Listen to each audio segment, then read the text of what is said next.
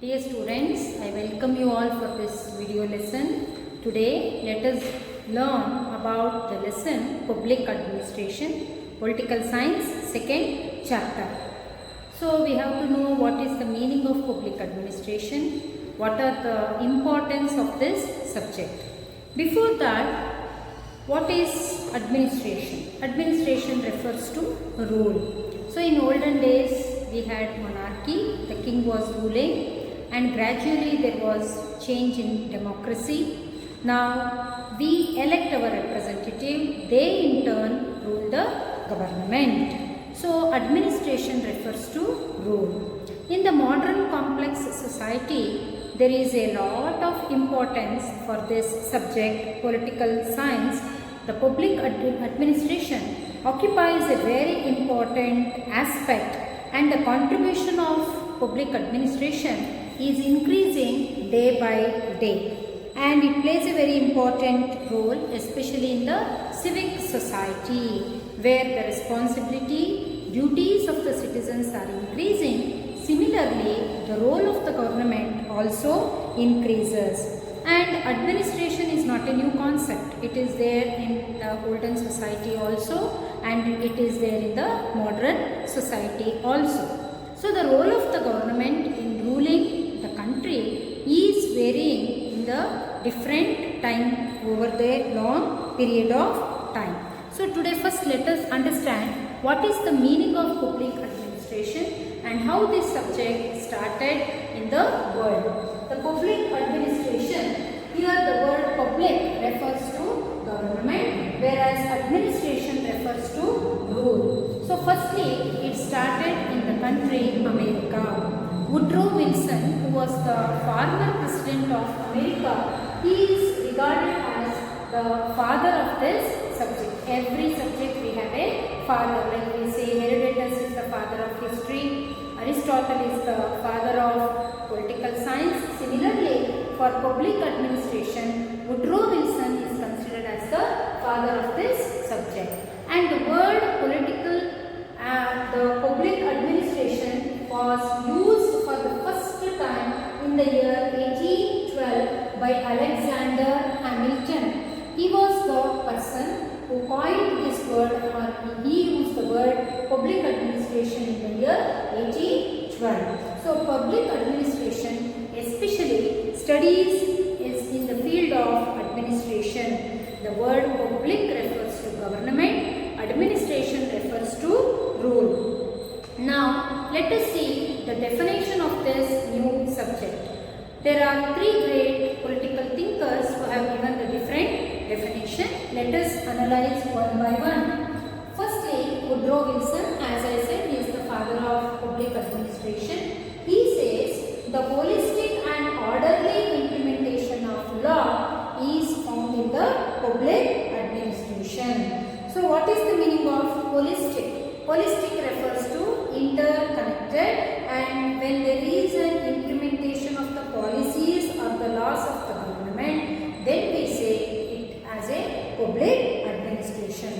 What is the second definition? Second definition is given by another important political thinker by name Pifnar. He says the consolidation of community initiatives in implementing the public policies is called as public administration. PA here refers to public administration. So when the whole community, it takes up the implementation, when it takes up the initiative in implementing means putting into practice all the policies, the rules and the regulations made by the government, when it is put into practice, it is called as a public administration. That is the gist of the definition given by Pifnar. The third definition is given by Luther Dulek. He says public administration is related to the executive of the government. There are three organs of the government: legislature,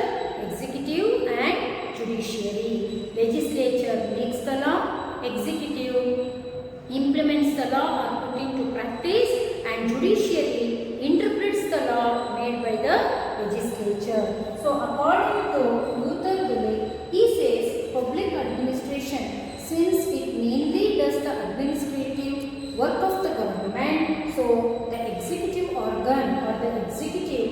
considered as the most important aspect in the public administration. Now let us see how this public administration is defined. When we take the gist of all these three definitions given, what is the total meaning we get here? We can understand that public administration is related to the total functioning of the government. That means not only executive, legislature, executive, judiciary, what all the functions performed by the government in total, we call it as a public administration. It is that part of the government wherein we will be discussing about day-to-day functions of the government. We cannot imagine a state without a government. So for example, in your class, imagine there is no leader.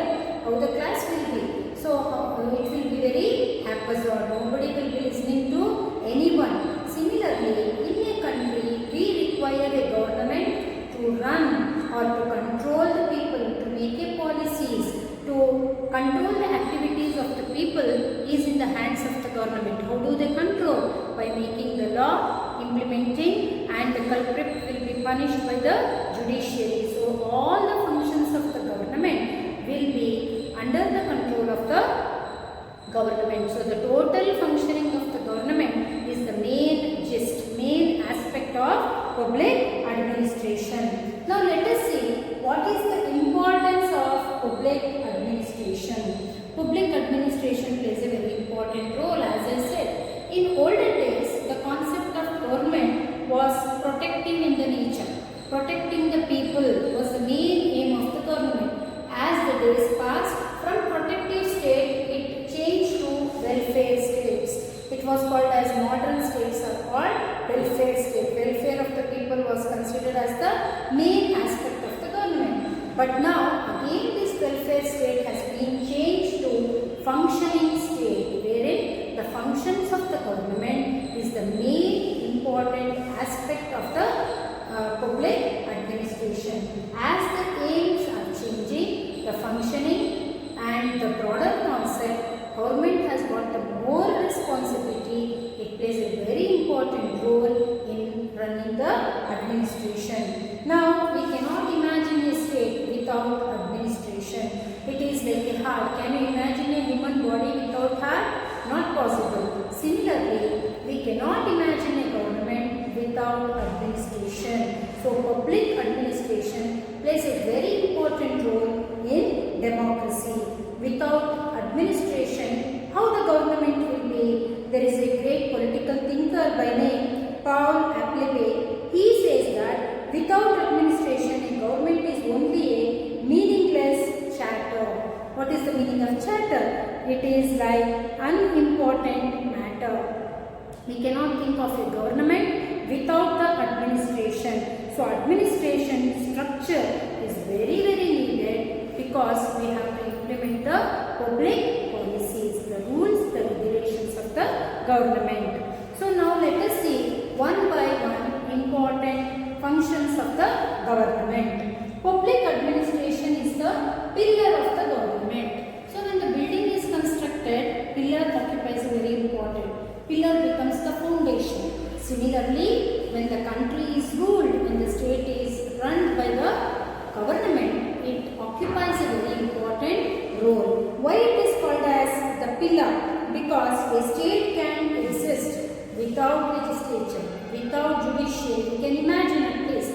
But without executive, no government can run. Administration structure is very important. That is why under importance, first aspect is public administration is like the pillar of the government. Now let us see what is the second importance of public administration. It serves various functions in the interest of public. So government main aim is not just making a policies, not just implementing the policy, or not just interpretation or giving judgment. It also plays a different role. So all the civic amenities has to be given to the people. It should take the responsibility of protecting the life and property of the people. When we face any problem,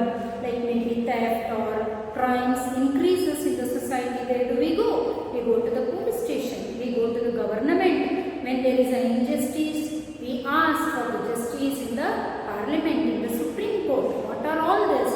They are the parts of the government. So it is the responsibility of the government to give protection to the life and property of the people, and it should also give basic facilities. The good education has to be given by the government, and after giving education, when the children grow up, the employment opportunity, it is also the responsibility of the government, and it also ensure economic equality. That is, the public property has to be distributed equally among all the sections of the society. So that responsibility it also holds in the hands of the government. Like this, government not only implements the policies, but it has also got the various other social, political and economic aspects wherein overall development of the citizens is the main functions of the government. That is why it is said that the various functions will be performed by the government in the interest of the public. Public here refers to the citizens. See, the word public is used in different meaning in different situations. In the beginning I told you when we were discussing the meaning of public administration. Here it refers to public refers to government. But here it is functioning for the public means it is the common people, common citizens of the nation. What is the third important functions of the public administration? Implementation of law and the policies. As I said earlier, legislature, the one of the organ of the government, the main function of legislature is to make the law, to legislate the law. So, the public administration controls or regulates the activities by implementing the law. If there is no law, no control, and there will be a chaos and confusions in the society. So the policies remain only in the paper if it is not implemented properly. So that is why we have the army, navy, air force. They are all called as defense because the country has to be protected. We need the people to protect internally and also externally. So the main responsibility of the government to give you protection, to implement the law and policies. A rule is a rule for everyone. So nobody can escape or nobody can breach or violate the policies made by the government. So implementation of law and policy is another importance of public administration. What is the fourth one? Necessary to protect social security in the society. Public administration keeps changing. Okay, so let the party change, let the government change, but public administration will not change. Sometimes there will be Congress party which comes to power, sometimes BJP may come to power. We are not talking of the party over here. Let there be a change in the government. Whichever government comes to power, their main responsibility is to do the administration. Smooth functioning of the administration indicates how is that country, how is that nation functioning for the sake of the people. So a strong state, it may be a strong state, but if the administration is not good, then the government fails or it will not have any value. Destruction of the ancient Roman Empire is an example to say how if there is no good administration, the government is going to collapse. So it is the public administration which will ensure the unity and harmony in the society by solving the various problems, situations which arises then and there. Now the last important aspect here is it also supports legislative and also executive organ of the government. So it provides inputs, the statistics are collected, suggestions are given whenever the policies are formulated by the government. What is the income, what is the expenditure of the government, everything they do statistics, they take the account, and thus public administration plays very important role in implementing the public policies. And before doing that, suppose Suppose now if you want to conduct any function, first thing directly we do not do. What do we do first? First we plan everything. How the function should be, what should be the budget, what should be the money which we need, how much we have to spend for what, all that we sit together, we make a plan. If the planning is successful, then everything goes well. Similarly, even the government collects the data, collects the statistics, and it is assessed properly. They make a planning, then it is going to put into effect. So it also supports the other two organs of the government. So today we have discussed what is the meaning of public administration, in which country it evolved, who is called as the father of public administration, and which are the three important definitions. Woodrow Wilson, the former president of America, is considered as the father of public administration. The word public administration was coined by the person Alexander Hamilton in the year 1812. Then we discussed the three important definitions of public administration and what is the importance of this subject. In the next class, we shall talk about the scope of public administration. Hope you all understood, and you can read the lesson. Go to page number 99, 100 and 101. These 3 pages you read, then you can get the gist of whatever I have explained. Thank you. Now let us learn about the scope of public administration. Different political thinkers, they have disagreement regarding the scope of the public administration. So Woodrow Wilson, he says that public administration has got a wider scope. Woodrow Wilson, supported by L.D. White, they say that the 3 pillars of the government, that is legislature, executive and judiciary, all the 3 are comprised in public administration. Whereas the other political thinkers like Luther, Gulick and Simon, they say that public administration has got a very narrow scope. It studies or it functions only about the executive organ of the government. Now let us study the different scope or different functions of public administration one by one. Luther Gulick, he explains the scope of public administration in a word called as postcard.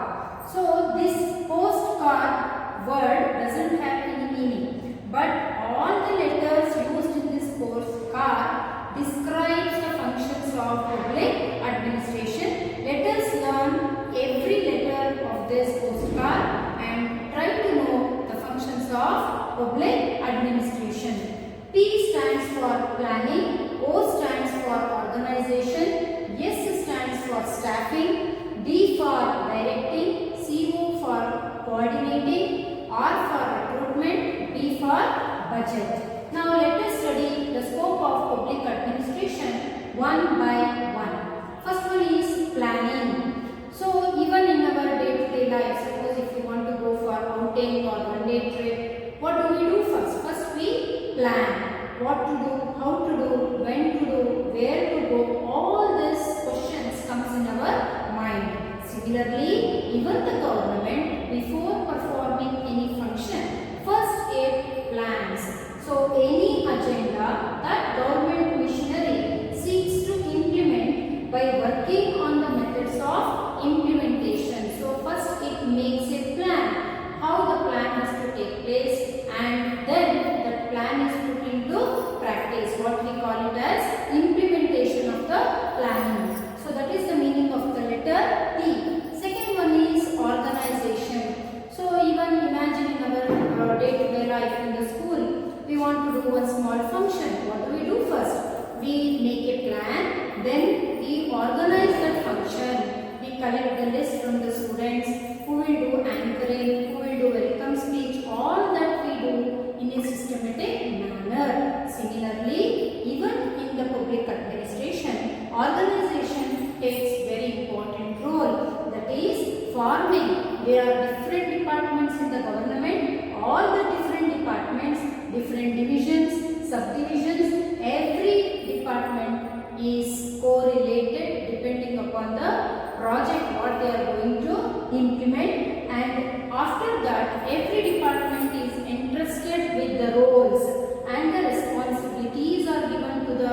different divisions and subdivisions, namely to achieve the desired goal. So that is the meaning of the word organization.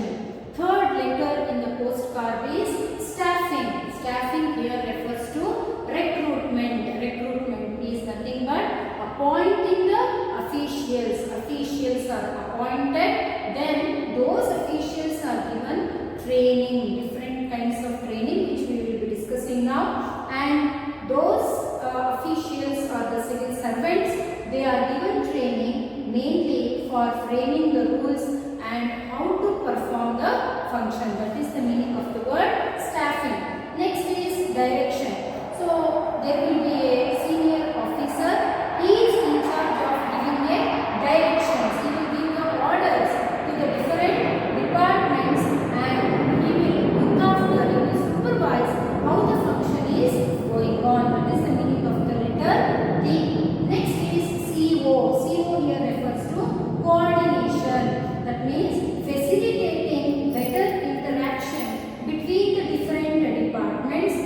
That is, the different departments are called together, they are given the directions and they are made to understand each other. Any work, if it has to go smoothly, there should be a proper coordination among the different officials.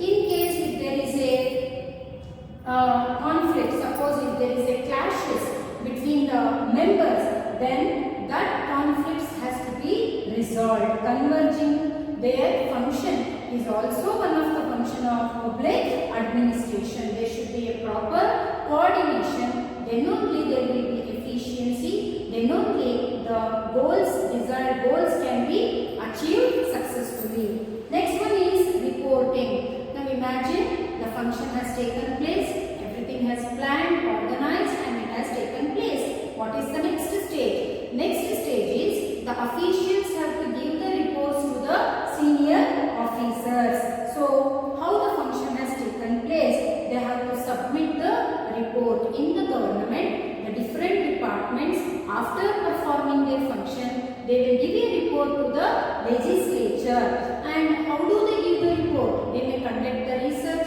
they may do the documentation, or they may do the investigation also to give a clarity about the goals which they have achieved. That comes under reporting. Now the last concept in the scope is budgeting. What is the meaning of budget? Even in your house, every month there will be a budget. All the earning members in your family, they sit together, they make a plan. What is the income of the family and how much they have to spend. Suppose if there is any celebration, function, sometimes the budget will increase the income and the expenses of the family. Similarly, the government also does budgeting. It is one of the very important financial planning of the government is called as a budgeting. Here it includes income, expenditure, calculation and also auditing of the financial matter comes under budgeting. That is the meaning of the last letter D. So protective as well as regulating the civil service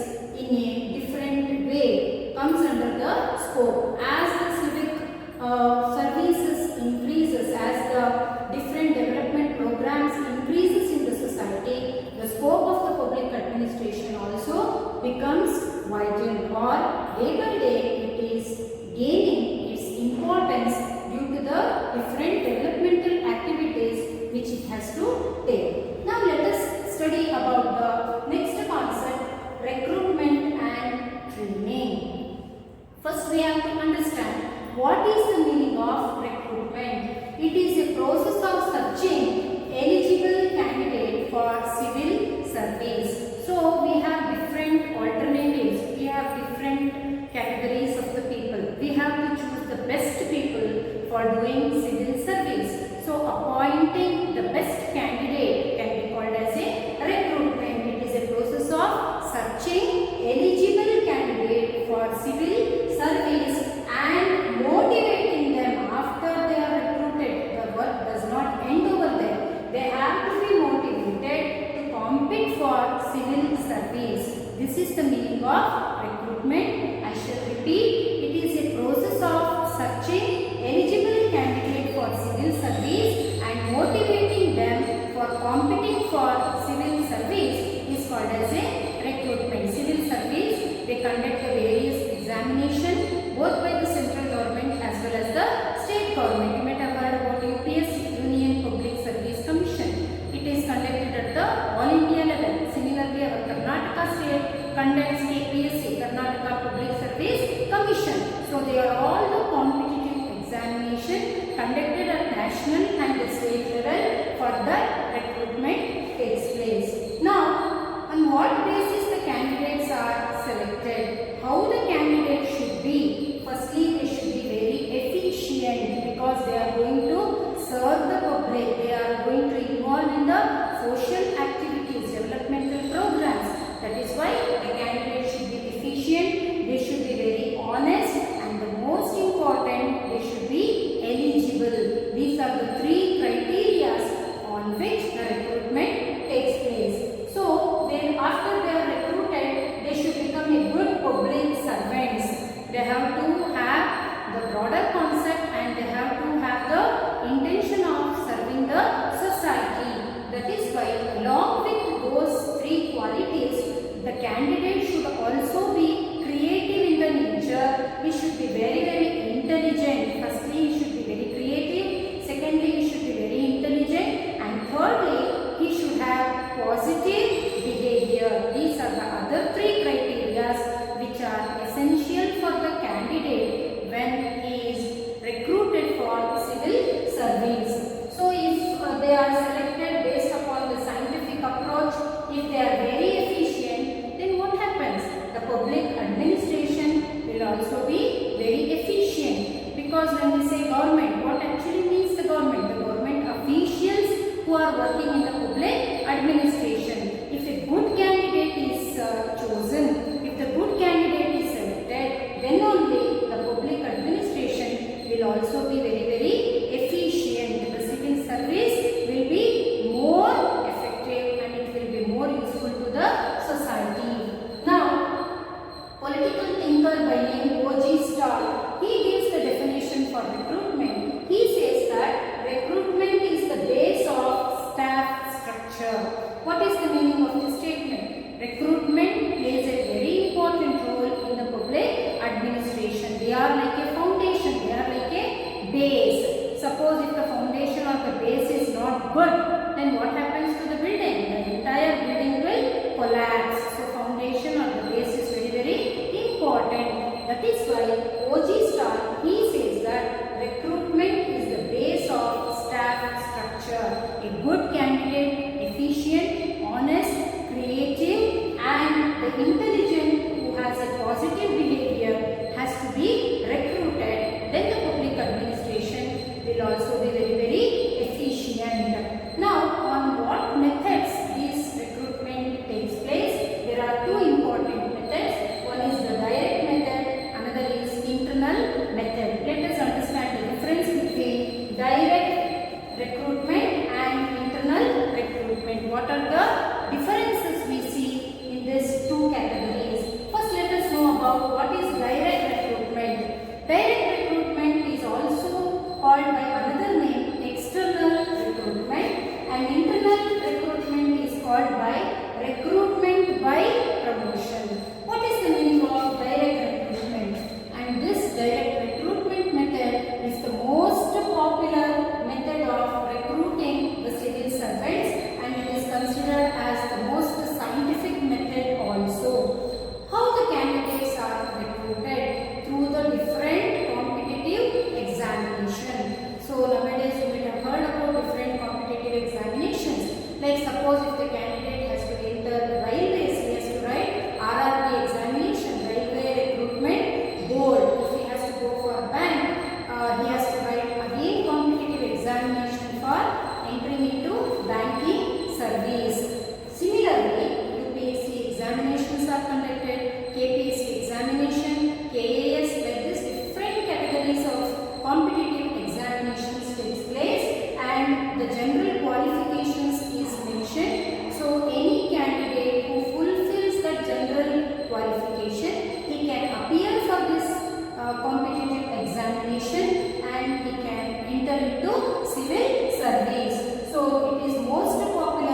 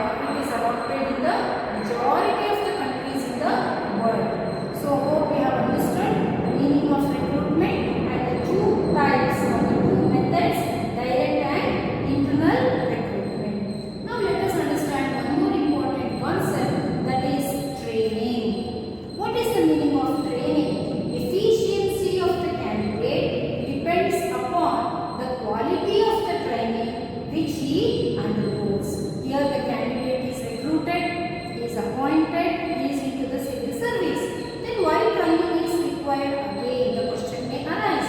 Why we wanted training? Training is very important because modern day the complexities is growing fast. Every day is a day of change. We have to update our knowledge. We have to increase our skill. The technical work or the skill has to be increased. We have to gain the knowledge. After having all that, we have to perform our duties in the desired way or the desired goal. That is why training is required for the people or the candidate who has been recruited under direct or through the internal recruitment. So there are 5 types of training. Let us discuss one by one. First is formal training.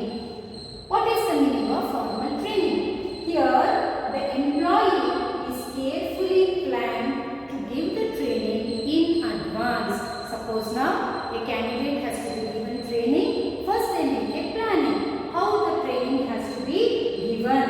Then when the candidate undergoes the training, that training is supervised by the experts. The experts will be supervising. They make a plan in advance and they give a training which is called as formal training.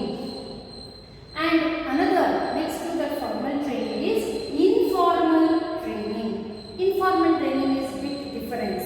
Here the candidate is already in the service and while doing his duty, he will be doing his duty, but along with his duty, day to day executions will take place. Day to day training will be given to him to make his duty or to make him give better expected result. So while he is doing his duty, day to day execution of the duties, that time itself he will be undergoing the training. So this is the first type of training. Secondly, pre-service training and post beginning of service training. What is the meaning of pre-service training? Here the candidate is prepared for the future employees. That is, suppose now I want to write the competitive examination and enter into civil service. For that I have to take a training. How to write the examination, how to face the viva, how to face the interview. That is called as pre-service. That means I have not yet entered the civil service, but before that I take a training so that I can attend the examination more confidently and I will achieve the success. So pre-service here refers to preparing the future employees for entering into civil service. Second one is post beginning of service training. Here already the candidate has got a job, already he is employed, but after he is employed, in order to make him more skilled, so that employee is selected for specific skill and that skill is given to him through the training. For example, imagine the Department of Police. Through the competitive examination, he has been selected. He has got the job as a police. But that itself doesn't end there. He has to increase his skill. How does he increases the skill? By undergoing the training to become more skilled or to get better skilled. What does he do? He undergoes the training so that his efficiency will increase. This is called as post beginning service training. Now the third type of training is short term training and long term training. Here the word itself gives us idea. What is the meaning of short term training? Here the training is given only for 4 to 6 weeks. So the very best example here is the doctors are selected. Some doctors are selected through competitive examination, like Public Service Commission conducts the exams for doctors. Already they have got the skill, already they know about this profession, but still after they are recruited from Public Service Commission, when they are selected, that the doctors has to undergo training for 6 weeks. It is for a very short period. So that type of training is called as a short term training. Now what is long term training? Long term, the name itself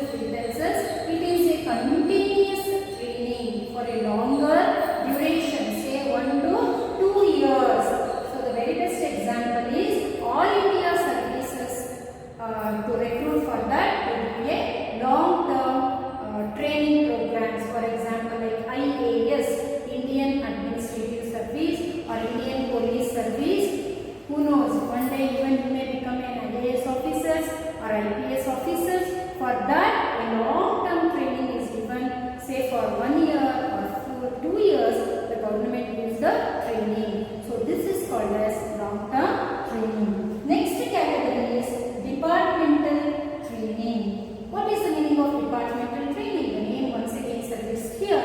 The specific department gives the training to its official to increase their skill, to increase their efficiency, or to gain update information. The very best example here once again is the police training, or the Department of Public Education gives training to the teachers. It conducts seminars, it conducts workshops and other things. So this is called as departmental training, because every day is a day of change. We have to update ourselves. So 21st century digital teaching is more popular.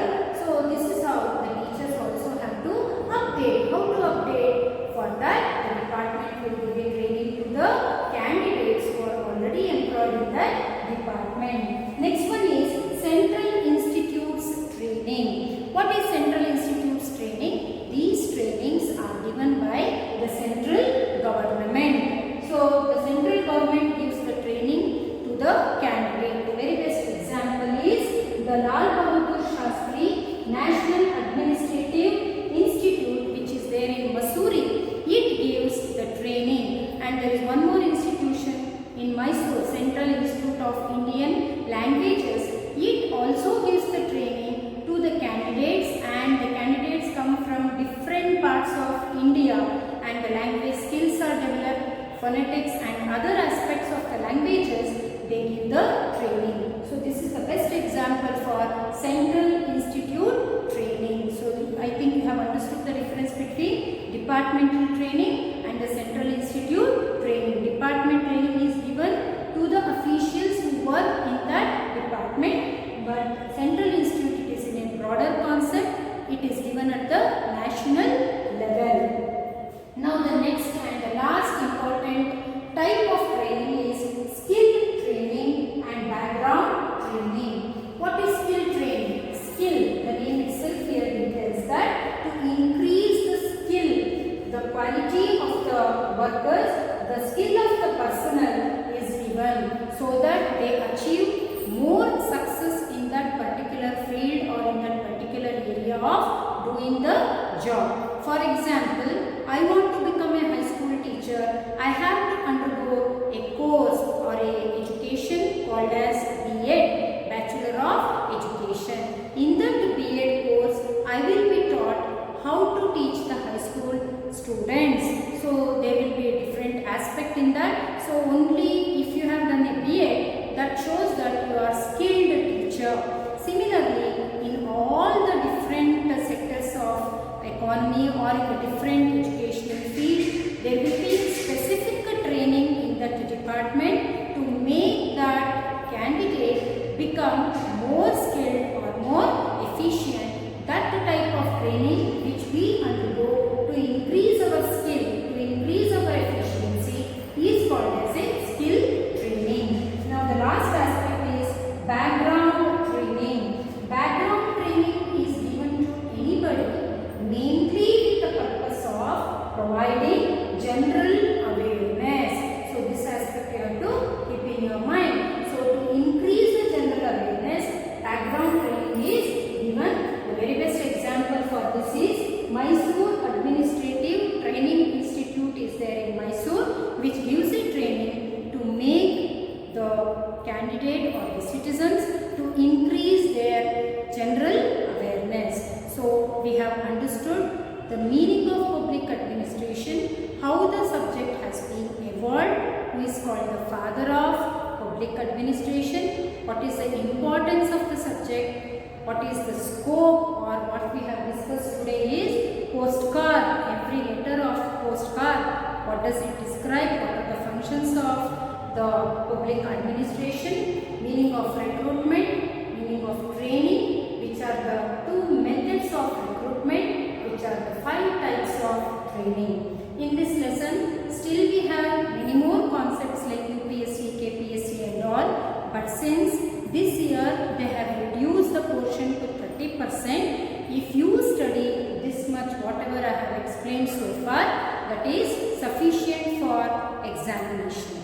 Hope you all have understood. Dear students, take out your textbook, glance the content, whatever I have taught you, and go through the lesson. Hope you have understood the lesson. Thank you.